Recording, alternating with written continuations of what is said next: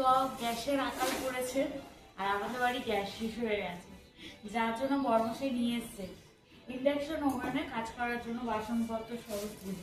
এই যে ইন্ডাকশন ওভেনটা এখানটা লাগানো হয়েছে, এই যে এখানে সিস্টেমটা করা হয়েছে, এই যে এখানটা রাখা হয়েছে, এই কাঠের সব চামচগুলো রাখা হয়েছে। এবার দেখি কি কি জিনিস এনেছে।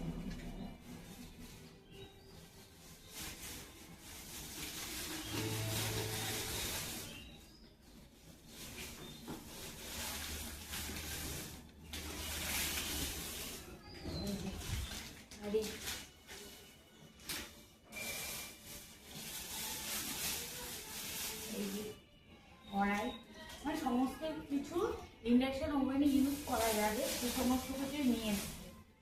পুরো কালকেই আমাদের গ্যাসটা শেষ হয়ে গেছে আর আজকে আনতে কিছু করার নেই।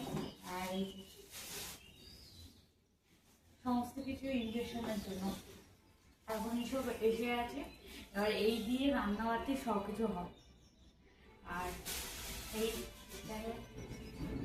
এখন নিম পাতা খাওয়া হবে আজকে আমাদের দুপুরে, যার জন্য নিম পাতা পাড়া হচ্ছে, যে নিম পাতা বাড়ছে।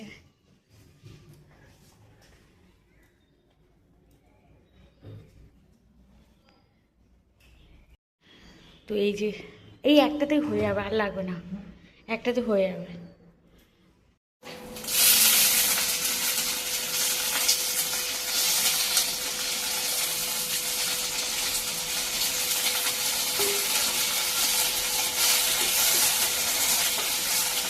নতুন ফ্রাই প্যানটা উদ্বোধন করলাম আজকে নিম পাতা দিয়ে।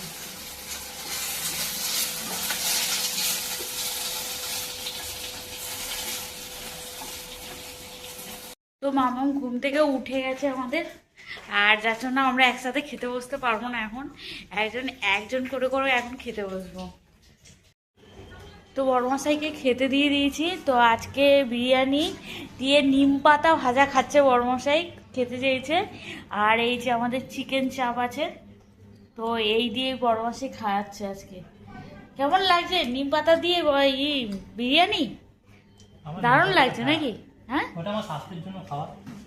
খুব ভালো তাই না? খাও। আর তারপর চিকেন চাপটা তো দেখে হেভি লাগছে, দুজনের জন্য 2 পিস আনা হয়েছে। ঠিক আছে, খাও।